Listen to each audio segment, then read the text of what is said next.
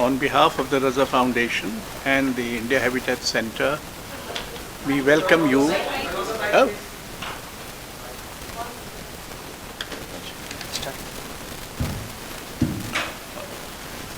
तो फिर से Namaskar. On behalf of the Raza Foundation and the India Habitat Center, we welcome you this evening to the 9th Daya Krishna Memorial Lecture. We have been organizing over the years as many as 8 annual memorial lectures. These lectures are named after Kumar Gandhar, Habib Tanveer, Agge, Manikol, Charles Correa, V.S. Gaitonde, Daya Krishna, and Kelucharan Mahapat. We have quite a tough time getting speakers. Even if we get proper speakers, the dates don't suit them.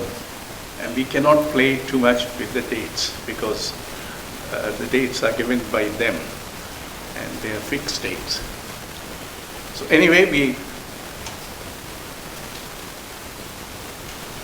the previous 8 lectures have been given by Ananya Vajpayee, Pratap Bhanu Mehta, Shiv Vishwanathan, Ashish Nandi, who is here, Ramchandra Guha, Ramin Jahan Begelu, Rajiv Bhargav, and Shail Mayaram.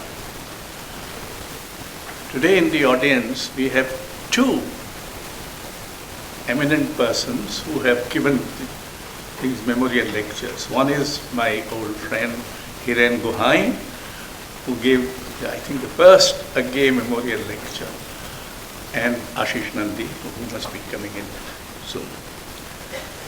Now we are very grateful and very excited to have Professor Manoranjan Mohanty, formerly Professor of Political Science, University of Delhi. He is a social scientist, China scholar, and a peace and human rights activist.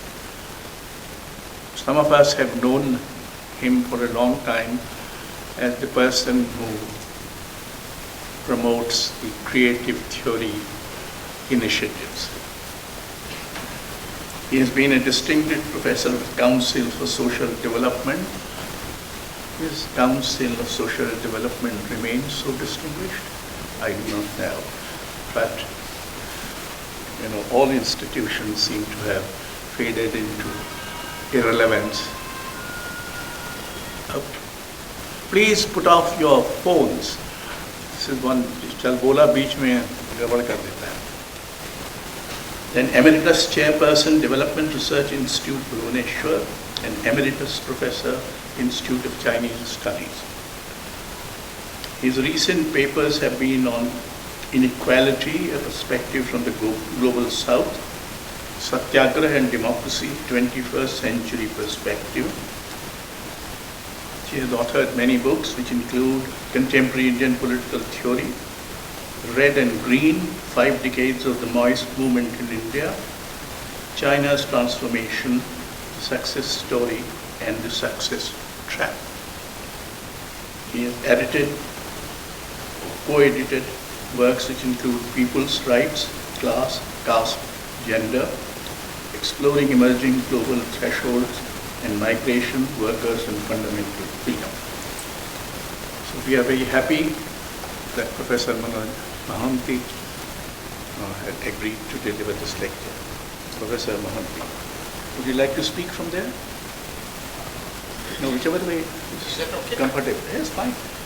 सुनो, इसको वहाँ लगा, वहाँ से बोलेंगे ना, कोई दिक्कत नहीं है, इसको तो नहीं लगा।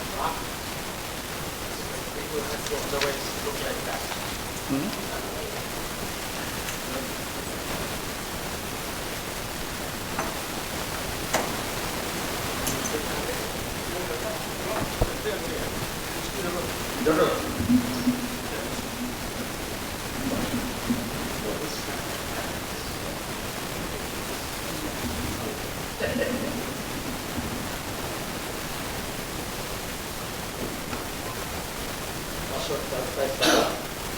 Friends, I should either be nervous at the presence of such great minds who have thought about the subject that I am going to talk about, or I should really relax because these are all friends. So let me get it.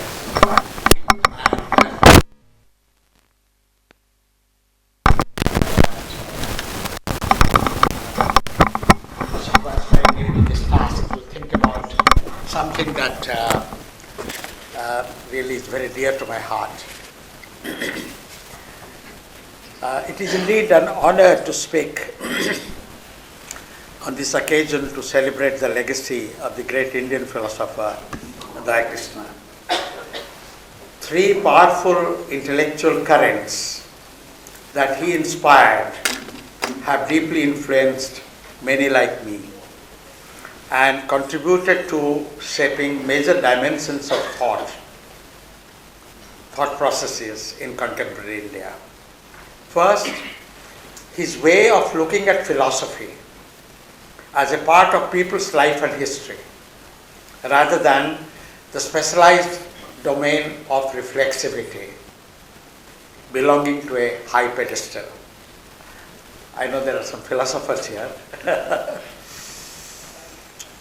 I know endless controversies have gone on to resolve this question, but my reading of philosopher Daya Krishna, I haven't read everything that he has written. He has written a lot, but some of it.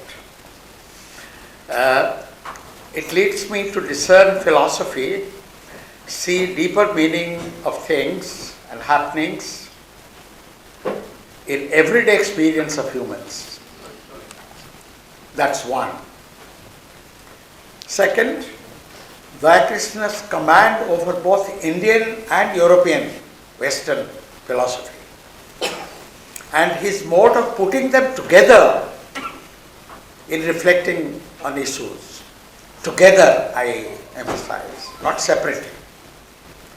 Created the framework for what should one day emerge as global philosophy.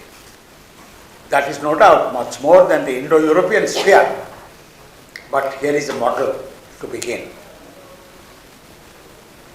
with. Thus, in philosophy, he practiced a comparative method, not just listing similarities and differences mechanically, but by establishing relationships between ideas, practices, meanings, in reference to some relevant criteria. Third, for many of us, this was the most important contribution. The philosopher was an interdisciplinary scholar par excellence.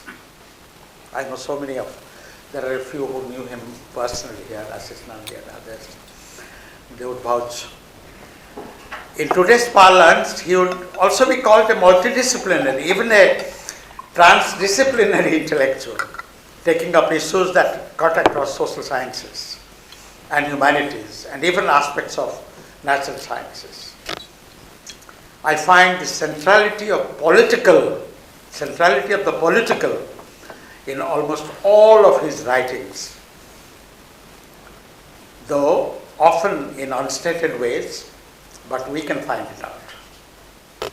He was always conscious of the possible implications of philosophy for promoting a better world, a world of freedom, equality, and justice. I cannot have this water. I have to have the warm water. Yeah. Oh, the glass is there. Yeah. Sorry.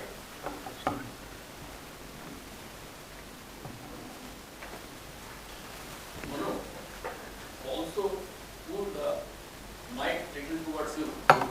Okay. In tribute to the memory of that eminent scholar, I propose to offer a proposition which has long engaged me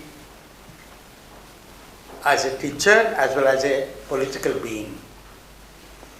This is an invitation to see the world as one of self and self rather than one of self and other. I present this proposition in response to the pervasive atmosphere of othering that has gathered increasing frequency all over the world. This phenomenon is starkly visible in the politics of hatred, exclusion and violence practiced by forces of religious extremism, ethnic exclusivism, caste atrocities, gender oppression, racial supremacy. And examples are many and very familiar. The Hindutva politics in India, Islamic sectoral extremism in many countries of the world, white supremacy now sweeping Europe and the US. So many examples one can give, caste atrocities and so on. It must be underlined that othering is also the theoretical baseline of neoliberal capitalism that affirms the significant utility of competitive, acquisitive individualism in pursuit of economic growth in the contemporary epoch. In most countries, the two have merrily worked together in support of one another. That is this othering of many types as well as economic growth based on neoliberal strategy. The advocacy of a positive framework of individualism as against possessive individualism, creative or affirmative individualism, or pluralism, the theory of pluralism in many forms, multiculturalism, the big trend in recent decades, and politics of difference, another big trend. They have proved to be inadequate to contain the persisting wave of othering in contemporary times. All this was happening in an era when democratic consciousness of people everywhere was growing and people's movements were challenging these trends all over the world. So both trends are real. My suggestion is that unless the flawed theoretical foundation of this line of thinking is fundamentally questioned, the prospects of establishing a world of peace, equality and freedom are bleak. Let me first put the proposition barely in bare form. My proposition is this: all entities, individuals, groups and regions are placed in the world as self and not as self and other. Each entity is equal, autonomous and interdependent at the same time and constantly undergoing a process of change. There are several aspects of this proposition which I will straight away explain very briefly. First, please note that here this discussion of self widens our discussion from individual to individuals, groups, regions.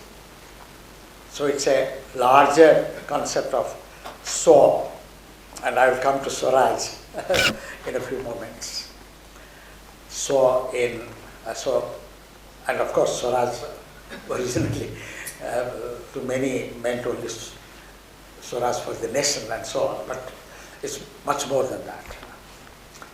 So that is one. So from individual-centric discourse on self, which is also in philosophy, and in liberal theory, to a wider discussion.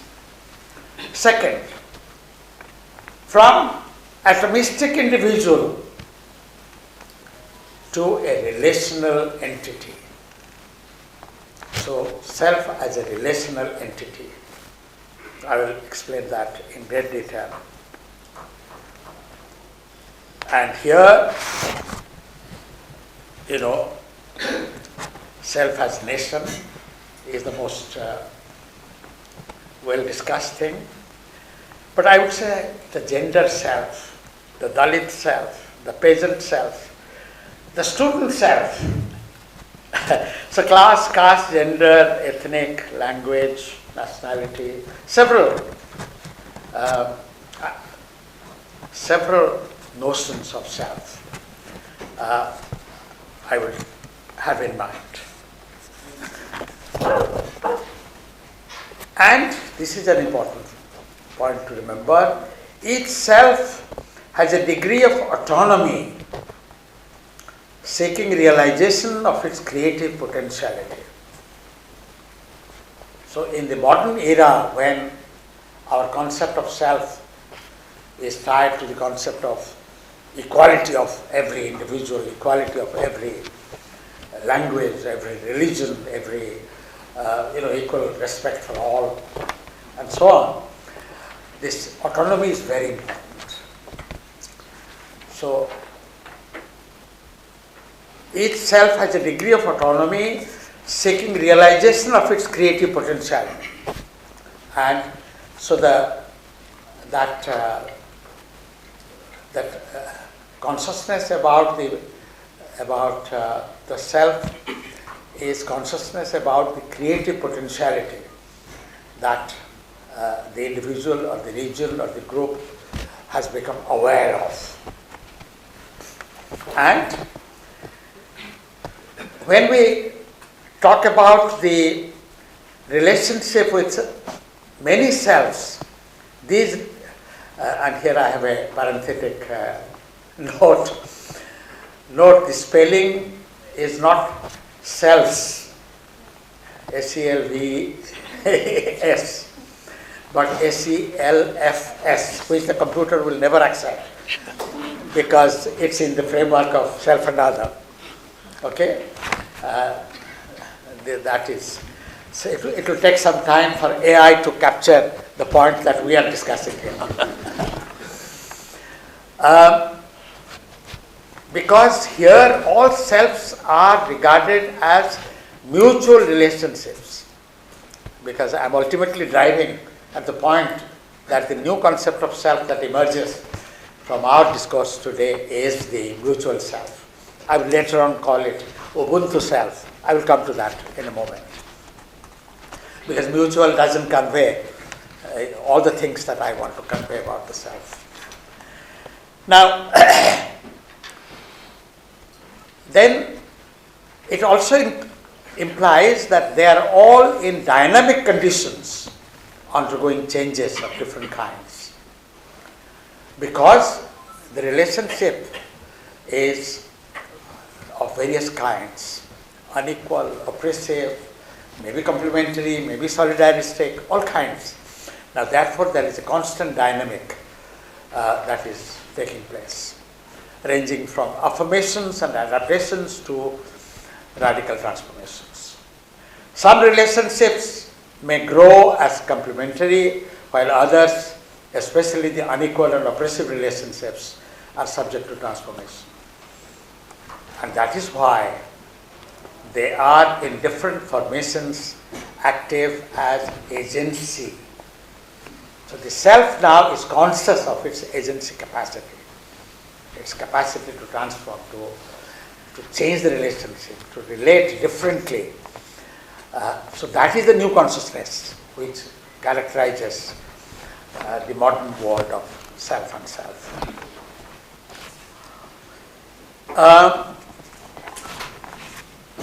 Finally, there is this dialectical concept, dialectical character of the concept of self. And this is the key thing in the whole character, because there are not only unity of two opposites, this is multiple opposites, multiple contentions, whether it is class, caste, gender, whether it is language, religion, whether it is domination of different kinds. And here I refer to one aspect, the dialectics in the historical process generates a unity which then develops contradictions and unity. So, and this is why in the creative theory framework we talk about multiple contradictions, multiple dominations, multiple sectors of liberation, and how they are interconnected. And this is more than intersectionality. I'll refer to J.N. Mohanty if time permits. The self, he says, is not a mere confluence of several forces. You see, the interaction generates a process that may have, that does have agency, autonomy. So interconnection and the autonomy, the agency character, both have to be seen in each self, and that is why you can regard many selves that you come across, and then see how the agencies of different kinds are interacting. I have a friend, an Odia poet, Raza Foundation. He has recently come out with his book of essays called Ekayan. It's a wonderful. You have met Raza Foundation, the poet. Yeah? Oh, you haven't been to Tandavara. There are many essays, many formulations, but he quotes Sachirautaraya, the famous Odia poet, who really summarizes this dialectical character. ମୁଁ ନିଜକୁ ପାରେ ଚିହ୍ନି ମୁଁ ଏକ ବିଭକ୍ତ ମୁହୂର୍ତ୍ତ ମୁଁ ଏକ ଅଲୌକିକ ନଦୀ ମୁଁ ଏବଂ ମୋର ବିରୋଧ ନିତ୍ୟ ଦ୍ୱନ୍ଦ୍ୱ ମିଳନରେ ବନ୍ଦୀ ସ୍ରୋତ ମୁଖେ ବିରୋଧୀ ସ୍ରୋତରେ Balasore. I recognize myself as a vibhakta muhurta, a split time, split temporality. There are several currents in action. Mu ek alaukika nadi, I am a river, but it doesn't have just one flow. Mu ebang mo virodhi nitya dvandva, me and the opposite currents are constantly confronting one another, and that is the reality. I don't like the bandi or the prison metaphor here, but the emphasis here is the nitya, the fact, the reality. You can't avoid these contradictions, this dialectical process. I think that captures, in fact, not the poor poet, the greatness of poetry captures. He described himself as a poor poet yesterday. I questioned that. A great poet sitting there. Okay. So the poetry captures that world of self and self so well.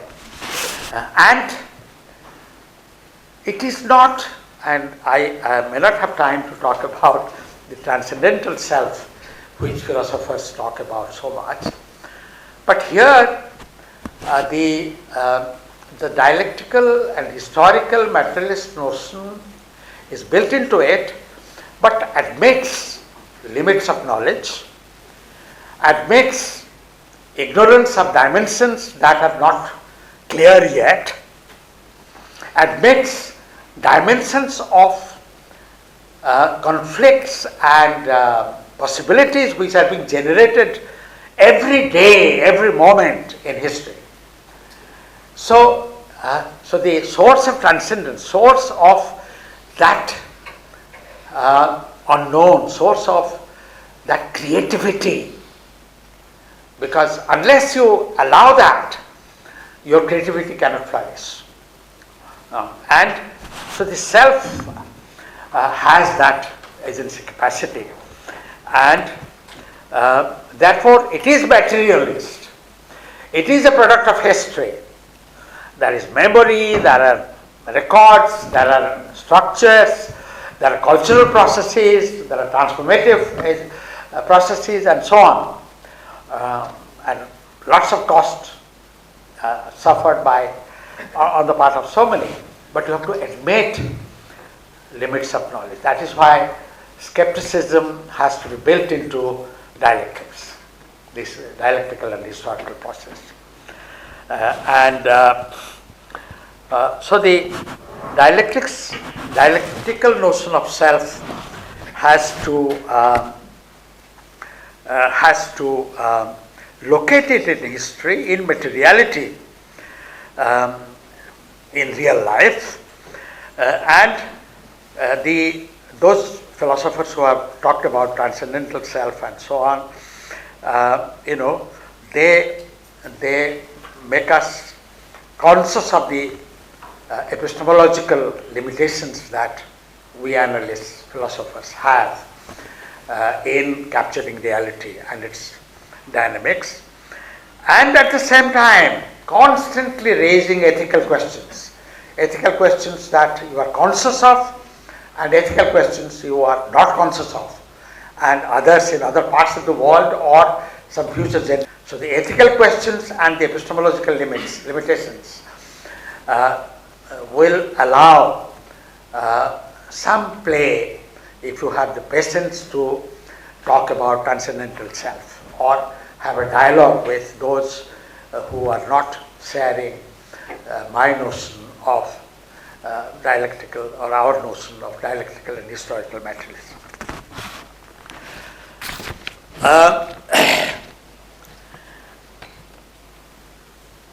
This proposition is developed by a student of political theory and not by a philosopher. The starting point of my understanding of the self has been the concept of self in the discourse on the right to self-determination of nations, nationalities, and so on. And we know in philosophy, self is a core concept relating to individual subjectivity, around which much debates exist. On ego, subject-object relationship, transcendence, and so on. We will take some insights, I hope to do so, from Daya Krishna as well as J.N. Mohanty and Raza. But basically, and my philosophy is not strong enough to give me that confidence to do it well, but I will take their help. But I will do it as a student of political theory.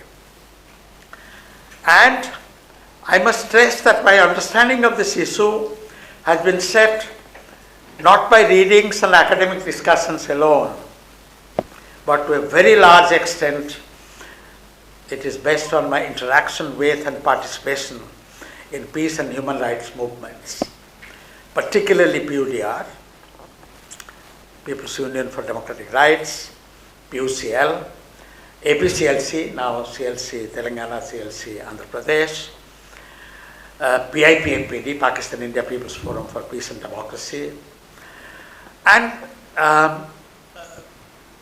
civil liberty groups in Northeast, which were a great source of and intellectuals, activists in the Northeast and Jammu and Kashmir and Central India. Our efforts in Delhi University through the Developing Countries Research Center, DCRC, to seek knowledge through such interactions through our annual Grassroots Politics Colloquium, where scholars and activists came together to discuss a theme. And our collective explorations with scholars and activists from South Africa, Brazil, China, Pakistan, Indonesia, several Asian, African, Latin American countries over the years, particularly during the last 20 years, and especially during the last 10-15 years, our participation in the Bandung Spirit Network and the South-South Forum, the REGAN, that is the Rio-based developing countries experience group, and global studies programs in different places. They have helped in formulating this proposition, which I still consider a very preliminary statement on self and self. I have a substantial section here on on my learning over the last 50 years, where I talk about 3 moments: Chhattisgarh, Assam, and South Africa. I don't think I'll have time to read that. I will only say 70s, of course, our effort together with Gulmohar and many others, CSDS friends, especially Dilbhai, on caste question, and the dialogues with various Marxist groups, particularly the ML groups, etc. But the peculiar fact-finding trip to Chhattisgarh. And Shankar Bhavan Yogi was in jail. We met him in jail after a police firing. Anyway, 3 things struck me during that time in 1980. And at that time I was already part of a Raurkela project, Asian Workers Development Institute. One, Chhattisgarh Mukti Morcha program to talk about exploitation of a region, and in Raurkela project, Nirmal Sengupta was part of our project. He had just come out with the book, Jharkhand, the Fourth World Dynamics. So the sub-nationalism and sub-imperialism thesis was getting discussed here.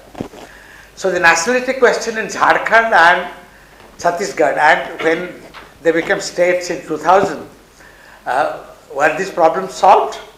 I don't think so, but they highlighted the problem. So one is the nationality question, the region question, the autonomy question, and I call it as a part of the self-determination question. Second, the Chhattisgarh Mines Shramik Mines Mazdoor Sangh, CMMS, that Shankar Bhavan Yogi headed. It was trying to fight for the regularization of the contract workers, ensure dignified living wages, minimum wages for the contract workers, and that became the model for contract workers movement throughout the country, including Piodia's case before the Supreme Court, Asian case in 1982. And the third thing, the women members of the CMMS were having a movement against not only the company but also against liquor mafia, because much of the small wages that were given to the workers, they were spent on liquor. So see, class question of workers, region, nationality question on Chhattisgarh, gender question, and this is the area, and in Raurkela where we conceptualize the steel region, the mines and steel plants, and we had a number of seminars at that time. Shankar Bhavan Yogi attended, A.K. Roy, Arvind Das, Gulmohar, many others. Anyway, so Chhattisgarh moment. Much of that was reflected in a nationality question in India book in a seminar in Chennai. I wrote the foreword to it. It was called For a New Song of National Liberation. So my concept of liberation is getting expanded from national self-determination to all these other notions of self, caste, gender, religion, etc. etc. The Assam moment was the Bhimbar Deori Memorial Lecture in 2003. My lecture title was The Creative Self and the Obsessive Self. So by then, I had supported the Assam movement in the 1980s.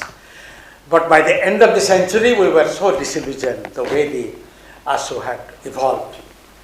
And this was another desperate call. Come on, understand the difference between the obsessive self, the othering self, you see. Because by then, communalism of ASU, anti-Muslim, then, anti-tribal in many cases, and so on, had become quite conspicuous. So that was my Assam moment, and there are many Northeastern experiences which have enriched my understanding of these questions in a big way. And here is one actor in my education, sitting here, Hiren Guhai, great contributor to our understanding. Then, but the moment, the South Africa moment, which culminates in the Bandung, is the Ubuntu moment. We had been very excited by Nelson Mandela's Truth and Reconciliation program, and we had held seminars in DCRC. We had, at that time, we had no resources, but we had L.C. Jain speak about his experience there, and so on. And Mohammad Siddharth was the guest of Dinesh Mohan, our PIP FPD friend and the great scientist, now late, a victim of COVID. So slowly we established contacts with South Africa, and then in 2005 when I visited South Africa, I was amazed to see the vision, Ubuntu Vision 2020 South Africa. What is this Ubuntu? And then I discovered a gold mine of a clue to understanding of differences, exploitations, and human relationships. Ubuntu means I am because you are. So that is the South Africa movement, which the Bandung network, where we interacted with South African scholars and Brazilian scholars and many others in great many ways. So that is the journey I have spelled out here.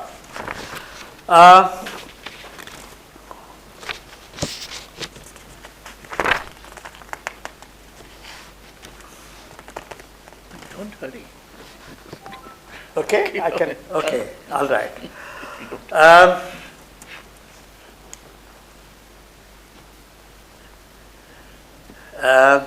Events in India and throughout the world continue to unfold during the last decade of the 20th century and the early decades of 21st. With neoliberal capitalism propelling elitist growth, which generated inequalities and alienation on the one hand and serious ecological crisis on the other. This is when many democratic forces in different parts of the world began to come together, and that's how the Bandung network came to be. I think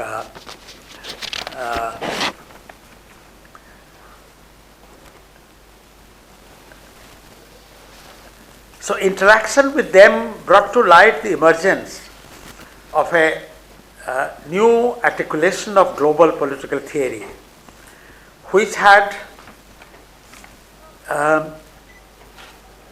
very clearly identified what I now call dimensions of obsessive self, exclusivist self, as well as brought to the fore possibilities and identified possibilities of creative self, how humans come together to transform the world for the better. It confirmed my realization that humanity was already in the age of self, where individuals, groups, and regions all over the world were more conscious of their creative potentiality than ever before in history. They were engaged in removing constraints, structural, cultural, and political, and were generating enabling conditions. But age of self is also seeing this contradiction, the multiple conflicting forces. Therefore, now you can see the political background of my suggestion, my proposition. It is the realization that even after getting independence, the anti-colonial agenda of transformation remained incomplete. So when oppressed groups and nationalities within the new nation states carried out movements to make demands, the regimes resorted to a variety of measures ranging from accommodation, partial accommodation, to repression, co-option, and in many cases, liquidation. A term that we are hearing these days very frequently, liquidation.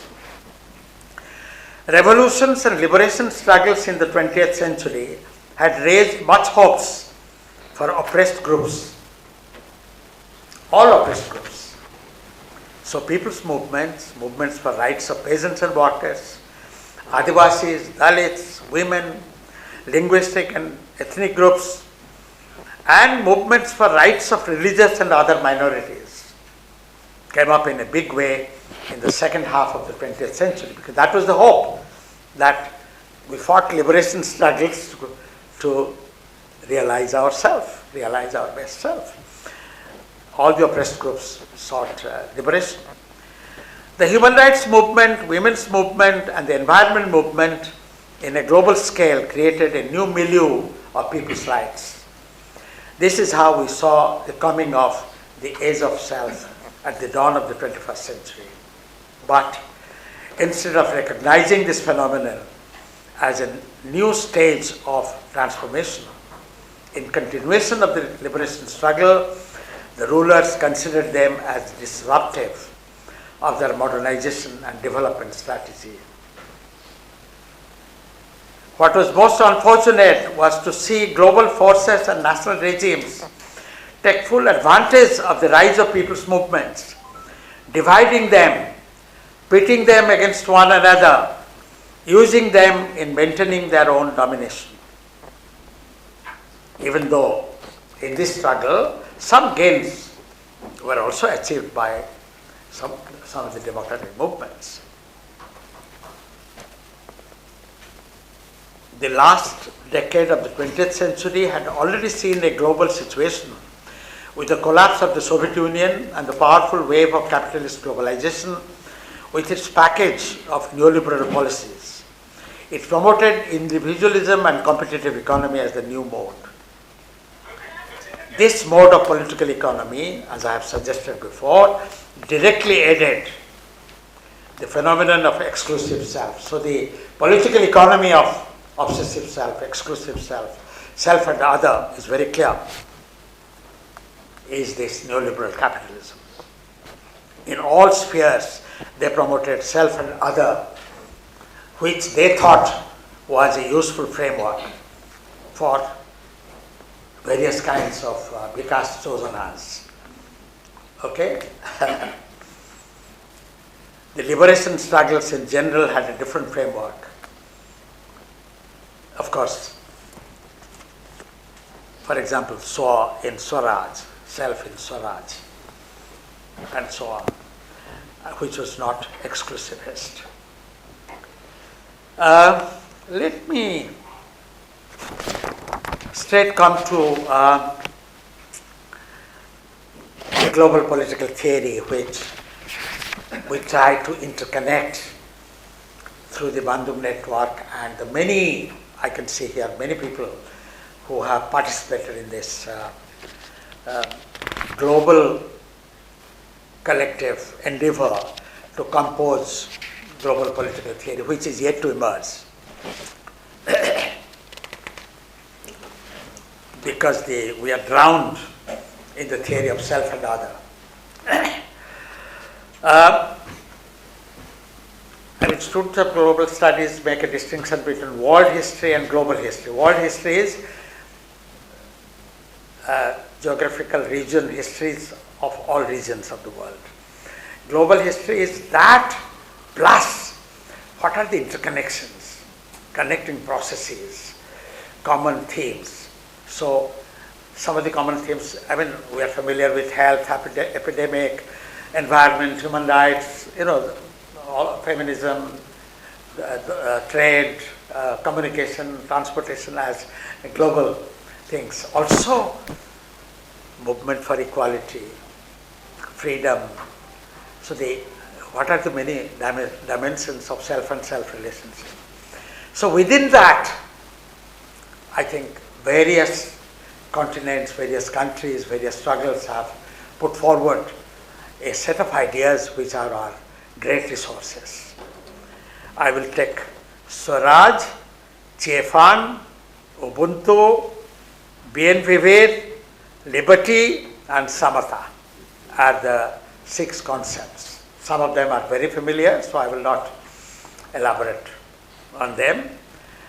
But how they connect together with the problem that we are discussing, that's what we will discuss. Swaraj, very difficult to translate, but self-realization is my translation, not self-rule. Only self-rule is part of it. Discourse in India during the freedom struggle and since then. So we know the history, Tilak, Gandhi, and in Swaraj's many interpretations till today. Okay, which sees one and all, individuals, groups and regions. So Swaraj for Dalit, Swaraj for women, Swaraj for the village. So it is individual, group and region. Please remember the dimensions. So, and it's not Swa versus Para. It is Swa and Swa together, many Swas composing many Swas. Self and self composing many selves. Okay? And then there are layers of self internally, vertically, horizontally, and I have a notion of diagonally also, interconnections, and so on. Second, and this is also familiar to most of you, Chiefan, liberation.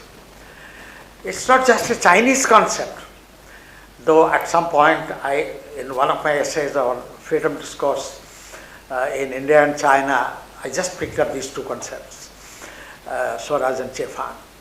But Mukti, Chiefan means Mukti, liberation. Jharkhand Mukti Morcha is a party ruling Jharkhand. Nari Mukti Andolan. So from all kinds, so Mukti is a concept which philosophers have taken in some respect, but not in global political theory, unfortunately. And we should take that.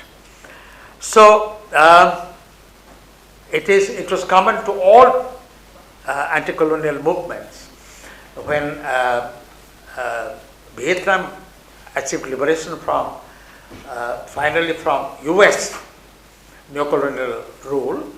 I think from that time onwards, I have been reflecting on the notion of liberation, and in Chhattisgarh Mukti Morcha gave me the overall framework. So Chiefan is another concept, okay, involves, but now it involves liberation from colonialism and all forms of domination, oppression, exploitation, deprivation, They are all different terms having very specific meanings, but you understand what I mean. Ubuntu, this is where I will spend 2 minutes. Literally in Zulu language it means I am because you are. If you go to Google, you will go to the Ubuntu Bank, Ubuntu Software, Ubuntu Airlines, like Swaraj Bidi, Swaraj and so on. So please go to the philosophy of Ubuntu in speeches speeches of Desmond Tutu, Nelson Mandela, etc. I have just traced a professor of Ubuntu studies. I will write to her now, and in one of the African universities.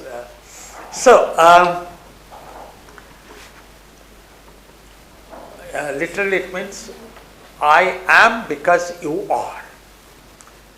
So this mutuality of existence, and this further complemented by bien vivere, good living of humans and other species, other living beings, including rivers, forests, and all nature elements.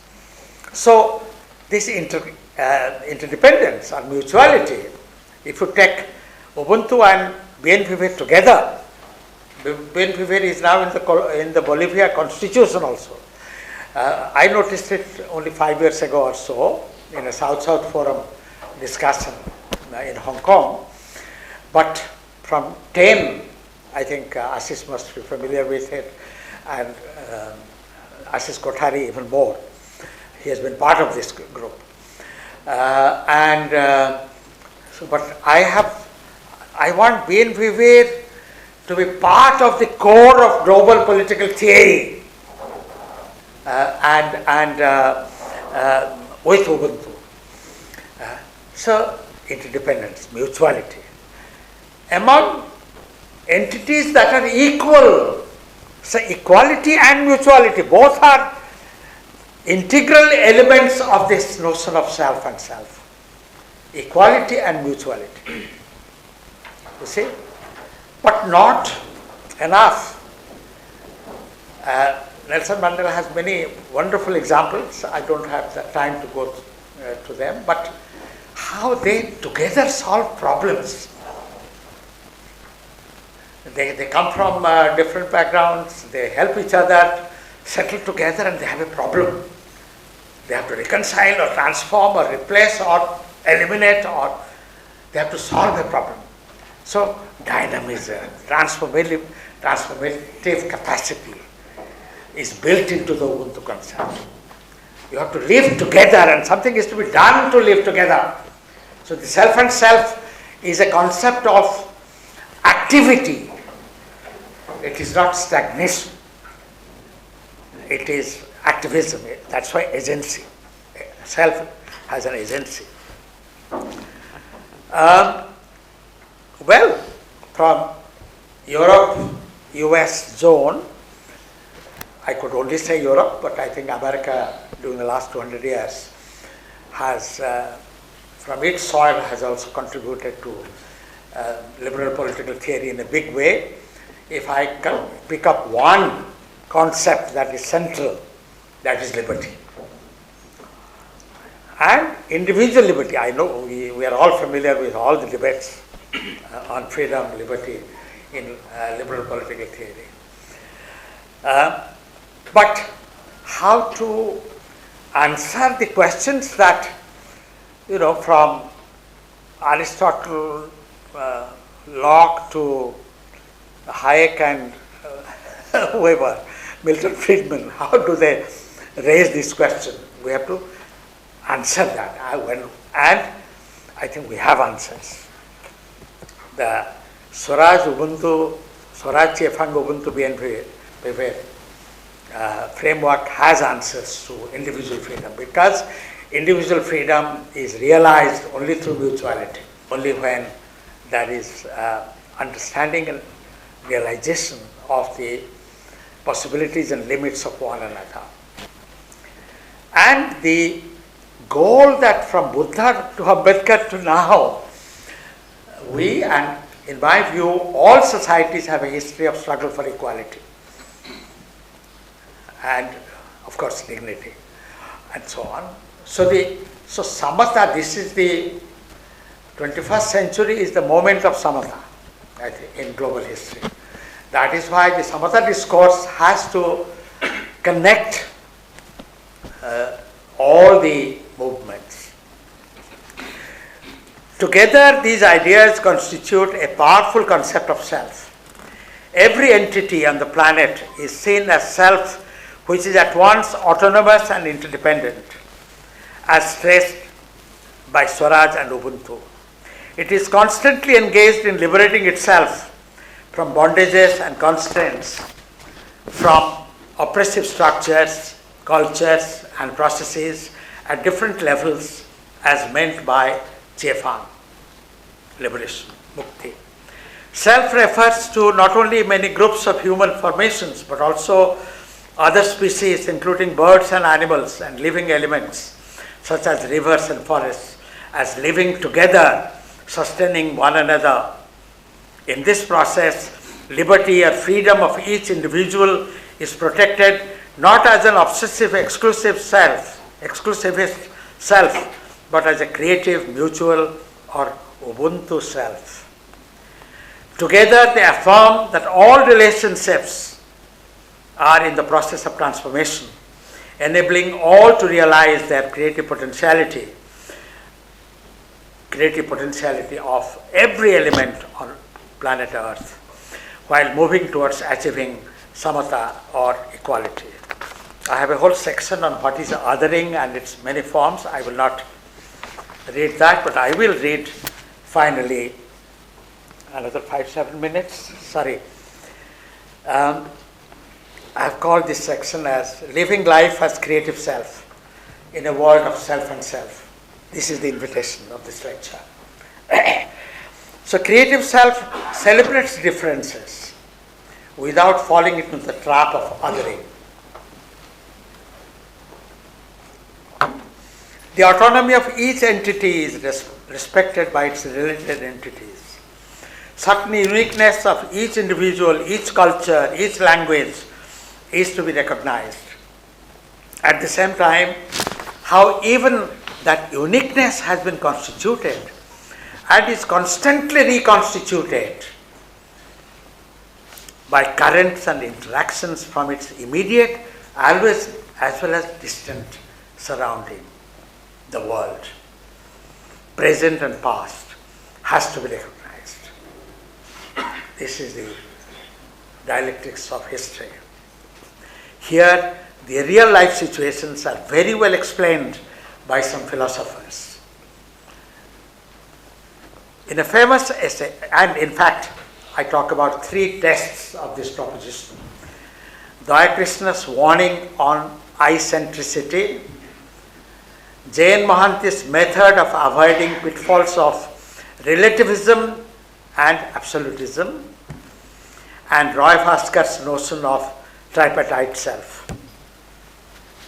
In his famous essay, Freeing Philosophy from the Prison House of I-centricity, 2003, Daya Krishna questions the basic presupposition of much of philosophy, both in the West and India, that attributes reflexive activity of self-consciousness exclusively to subjectivity, whereas the reality is that what is regarded as object may also carry same kind of capacities, the same subjecthood.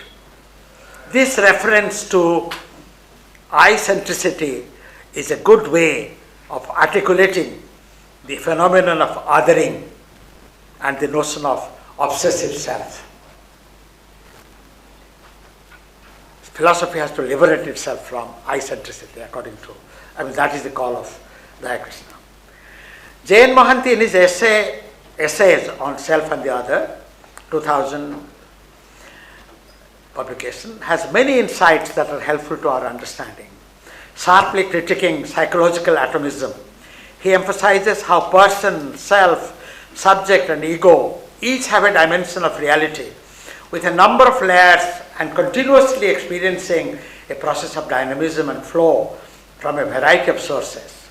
And for our purpose, his formulation of the relationships that self is constituted by is very important. He asserts, quote, "I am not a mere point of intersection of numerous relationships. Self is more than that integrating and becoming a more than that integrating and becoming a subject. It becomes a subject. Becoming is there. Yet this subjectivity must not be seen as so unique that relationships, dynamic interactions are undermined. This is how Jain Mohanty regards both identity and difference as truths, and avoids both relativism and absolutism. Home and foreign can form a whole. There is a whole section discussing this. It refers to one world in the process of being constituted, communicating with one another, even in incommensurate circumstances. Nitya Dvandva, always conflicting, From that Dvandva you find a unity, the becoming of a creative phenomenon. This is the view underlying the world as seen as self and self, which may look different, even contradictory, but may actually represent a unity, a kayan. Daya Krishna's caution and Jain Mohanty's balance are complemented by Roy Bhaskar's formulation on the tripartite structure of the self, as he explains it in his conversations with Sabita Singh. First is self as ego, which he considers as an illusion. The second is the embodied person, which is constantly in dynamic relationship with world. And the third is the transcendental real self, which he calls the ground state, the non-dual you. I like that, non-dual. That is what we are hinting at in the unity of the self, which is the self of causal agency. Roy Bhaskar. Daya Krishna resolves for us the problem of duality and binaries between self and other, subject and object. Quote, "One feels this capacity of the other in relation to oneself in almost all living beings with whom one has only feeling relationship. It is in this relationship alone that one becomes acutely aware of the other, to relate or not to relate, to withdraw or not to withdraw. But then this is also the relationship which makes one feel oneself to have become an object to some other subject. The so-called subject becomes an object to some other subject. Beautifully put. Just as everything else was subject to be one's subjecthood. It is only an illusion superimposed on oneself by the fact of self-consciousness and elevated to the status of the most indubitable foundational certainty by the rope trick of the philosopher, be his name Descartes or Fichte or Sankara or anyone else. Thank you very much.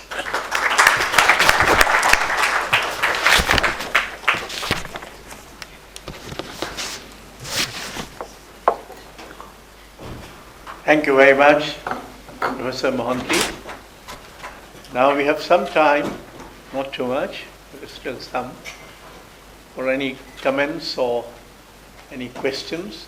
Let the questions be brief and sharp, pointed, and the comments also be brief. The first one to, please. We'll bring the mic to you.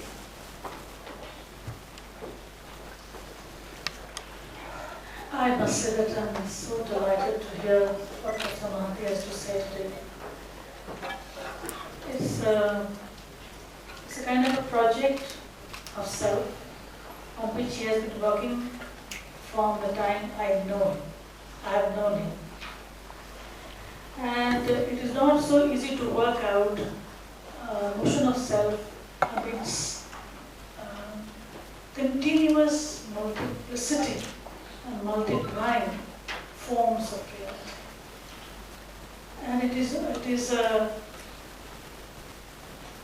And I always confronted limitations when I thought about it, and particularly about Roy Bhaskar that you mentioned. I was critical of Roy Bhaskar. Even then I thought it was an impossible project of political realism that he was pursuing and almost unrealizable. But I think he did not have the concept of Ubuntu.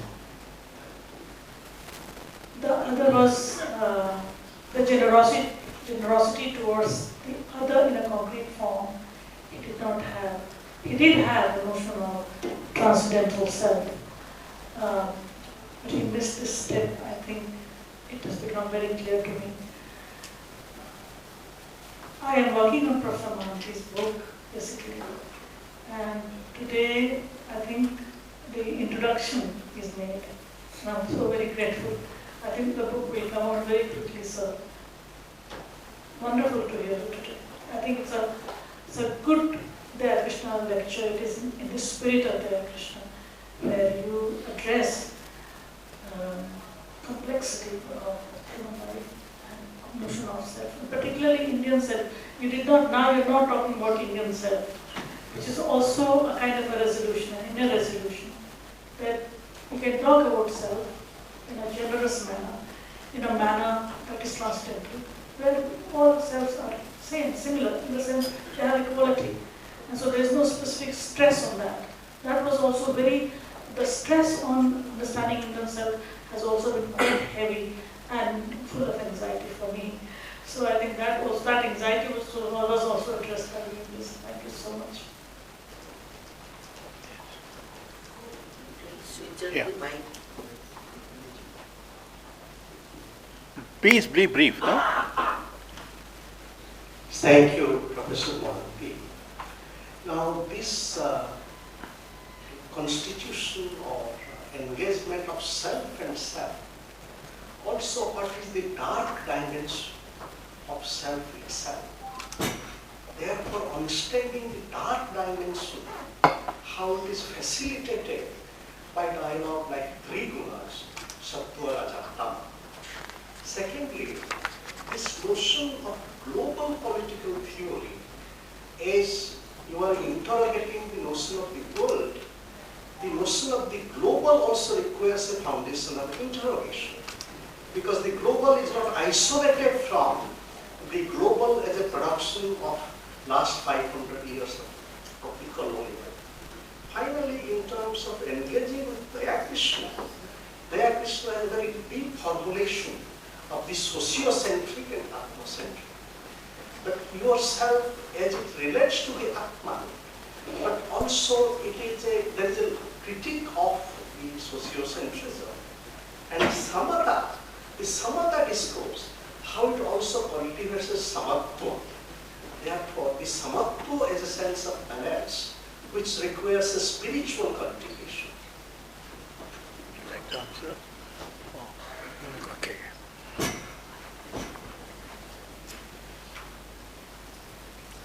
You want to take more questions? Take more questions. If there are any. Yes, then go ahead. Yeah. Professor Mohanty, I think it's a very illuminating talk.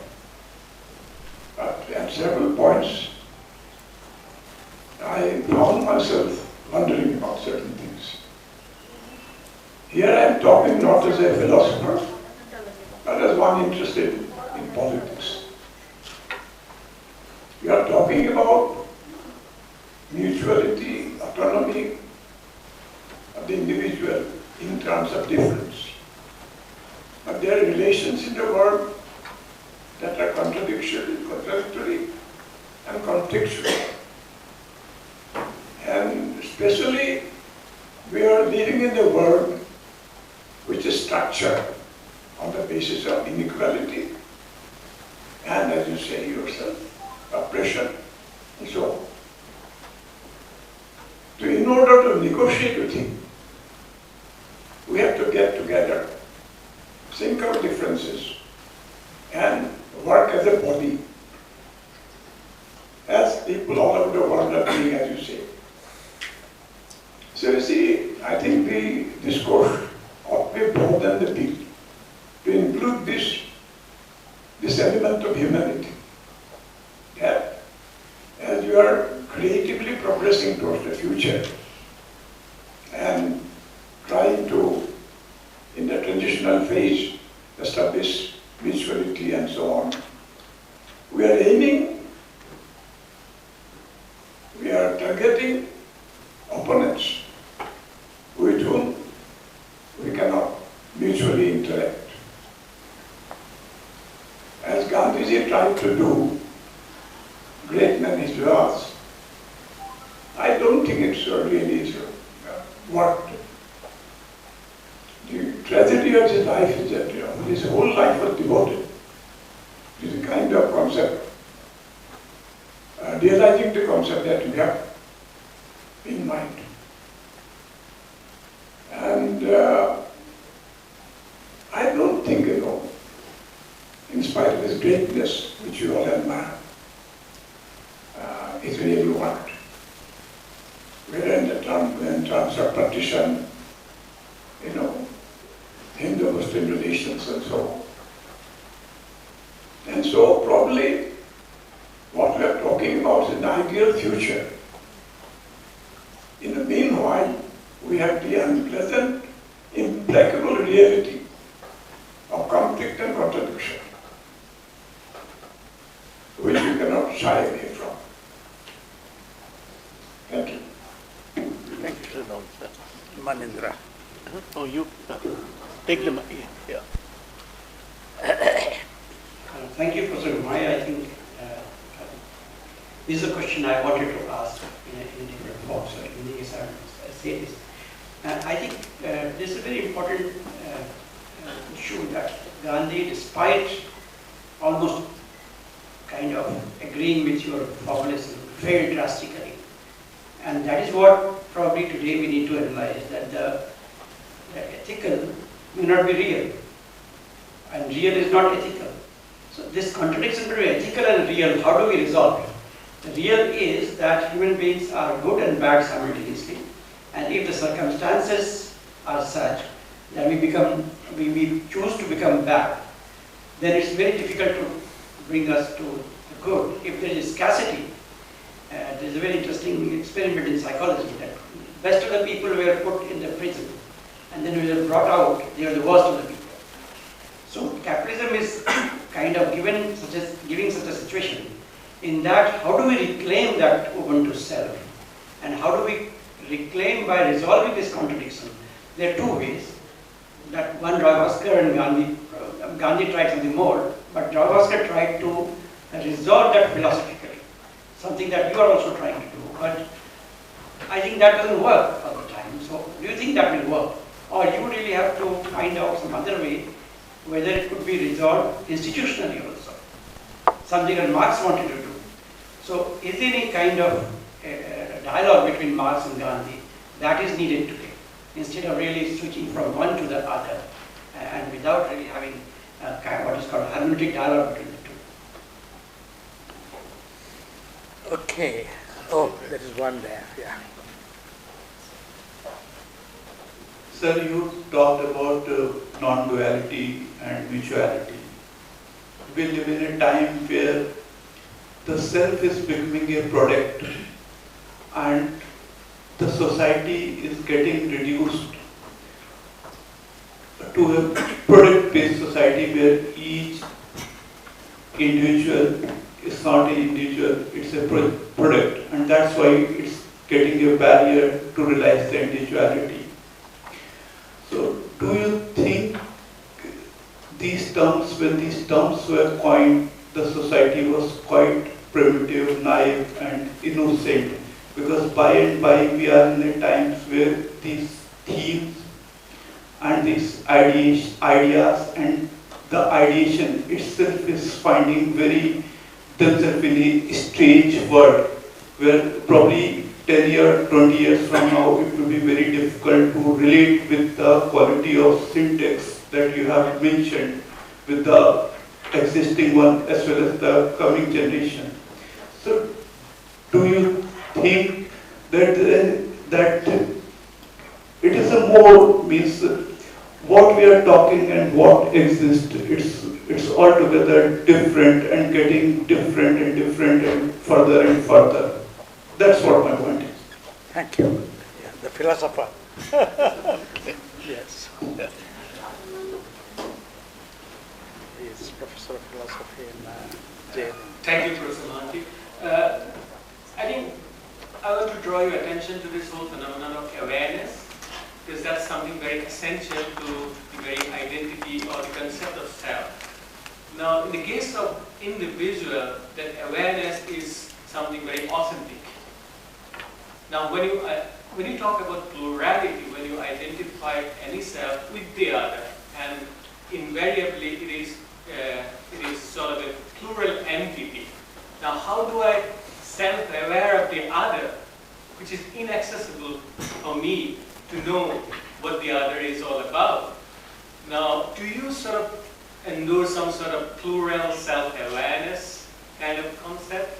Because otherwise, there's no point talking about that kind of plurality if there is no plural self-awareness, so to speak. Thank you. Thank you. Thank you, sir. It's a very illuminating lecture. I have just one query. Because if we look at the last 70, 80 years, the political history of India, then we find that there are three different understandings of self, and broadly within the frame of this relational self, as you referring to. But they are loggerheads with each other. One is the idea of self-determination, another is the idea of self-respect, and the third is the idea of self-purification. And three owing allegiance to three different modern Indian tradition, political tradition: Marx, Gandhi, Ambedkar. And this has not been able to, the movements through which these three different understanding of self we find, getting reflected or operational, the movements have not been able to resolve this kind of contradiction existing in these three understandings. So even if we invoke, and all of them are outside this modern liberal theory understanding of self. So how do you respond? Okay. Okay, now, no more. Thank you. I think the general thing, first of all, should be stated that these are concepts born out of intense struggles, whether it is Swaraj or Chefang in the thick of struggles, revolutionary wars and anti-colonial wars and so on. Even bien vive today, during the last 10-15 years in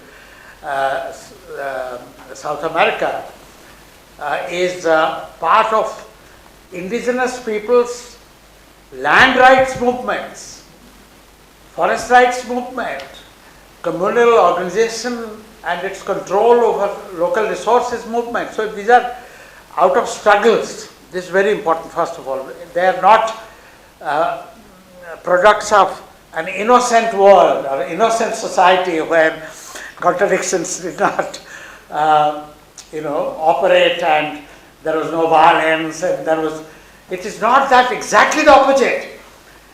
Now, that takes me to really a whole set of questions which has a conceptual side and a practical side. The practical side is you are confronting opponents, enemies.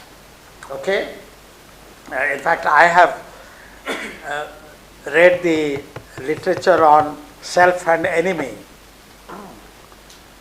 Wo Ti Kwanshi, handling contradictions among self and enemy and self people, contradictions among people and contradictions among people and enemy.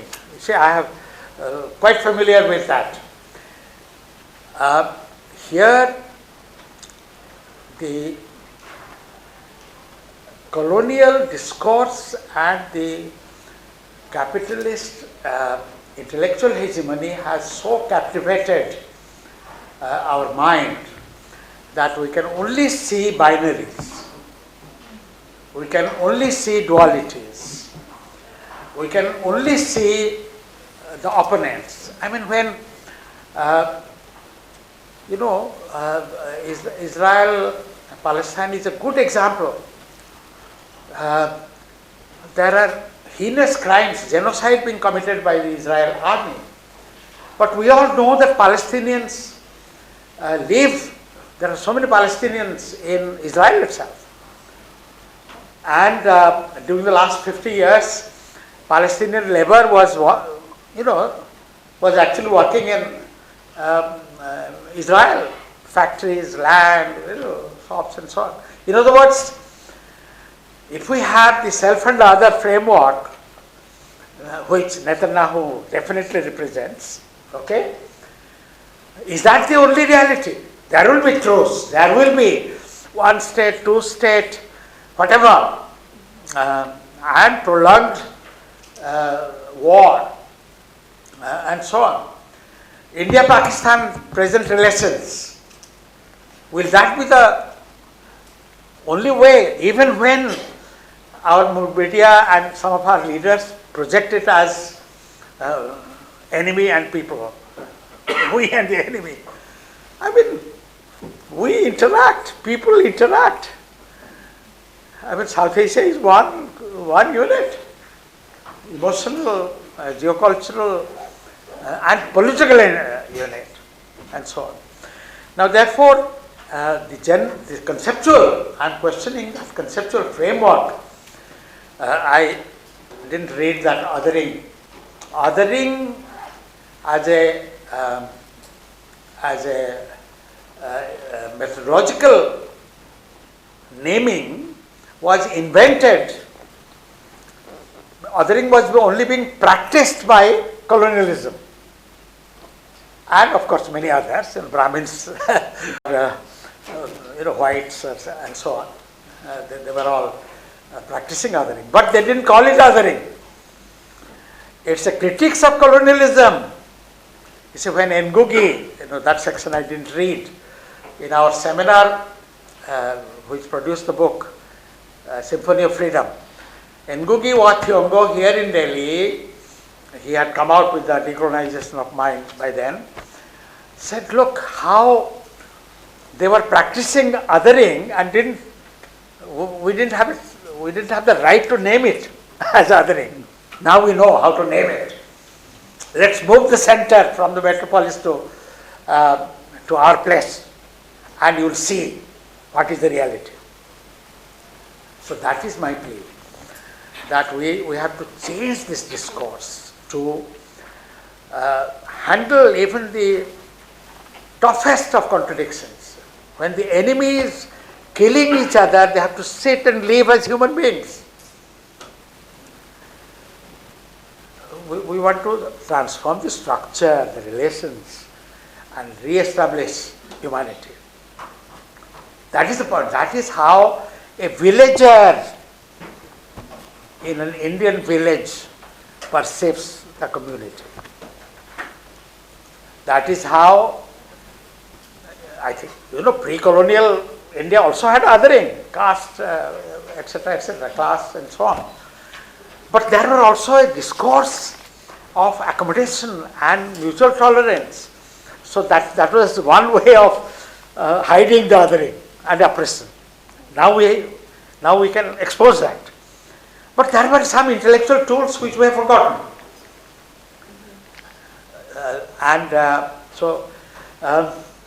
Yes, indeed there is collective awareness.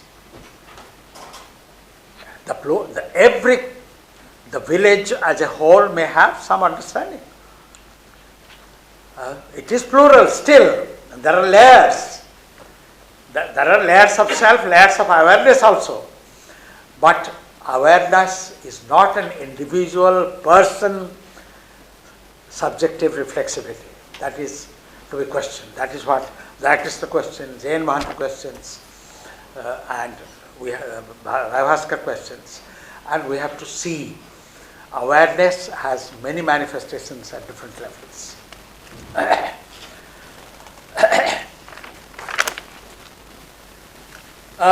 Therefore, the ethical and real are not two different worlds. This is the point. The opponent is right here,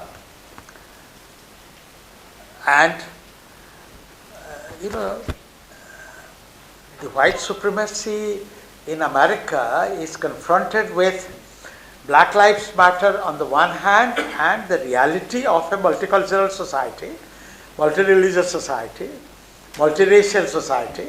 You can't undo that. So yes, white supremacy is the race riots in England the other day proved that, and it's a phenomenon.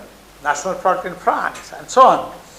But it is that turbulence which is exposing the reality.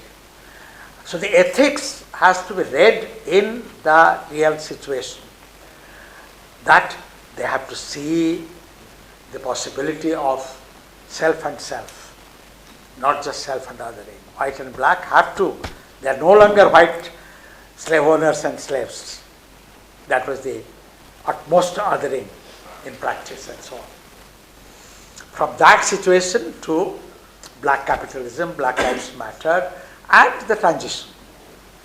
Apartheid was a violent system. Truth and Reconciliation was a great attempt to transition to a Ubuntu world. But the Ubuntu world needs a different political economy, not neoliberalism under American and European auspices. And so neoliberalism is creating misery, not allowing Ubuntu to work in South Africa. So you need the reality of the actual political economy to be re-emphasized, reorganized, restructured through many radical revolutionary measures of redistribution, intervention, political organization, and so on. So my submission is, bring the discourse. The history of the world has multiple possibilities before us. Therefore, the three concepts of self are all related. And Marx and Gandhi come together. I mean, Gandhi has to see that indeed you have a Churchill ordering the army, but the same Churchill is forced to accept independence. Yes, negotiation, etc., etc. So, the self and self is not a pacifist plea for peace. No. It is another framework of understanding reality of contradictions, conflicts. Just as the world moves in the direction of fighting multiple dominations, multiple oppressions together. What are our resources? How do we aggregate those resources to carry on this liberation struggle? That is the plea. Professor Mohanty, Yes. in discussing in irrational terms, we forget the elephant in the room. The othering takes place because there are material interests to which we are enslaved. And as one struggling against the enemy, I have in mind, or you have in mind, a higher, broader structure of plurality, mutuality and so on. But in the meantime, in practical interest, I think you have to other the enemy so that you can defeat him at least. That is the point. That is the point. Material interest, whether it is caste or imperialism or apartheid, this would occur.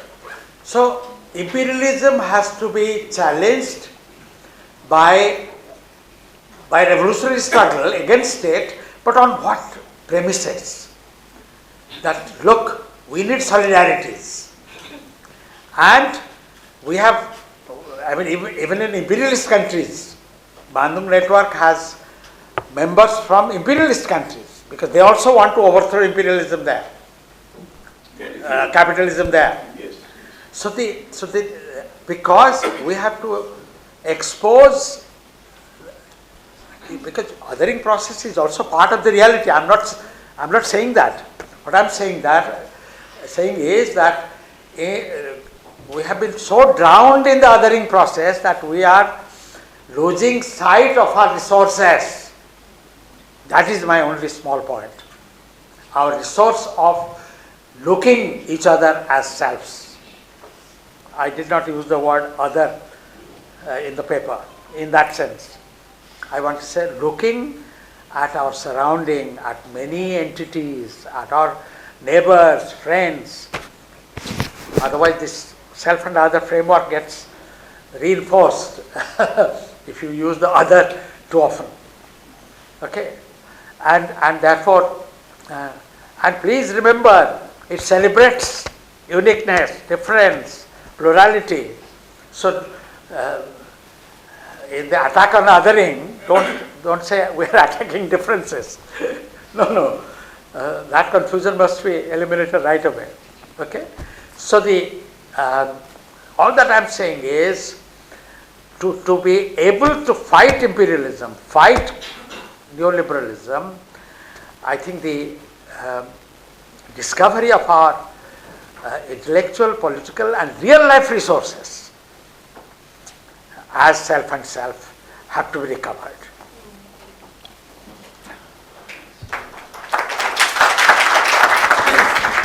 Thank you, Professor Mohanty. Thank you for these very insightful comments and thank you for your answers. We come to the end. This is one of the longest memorial lectures held.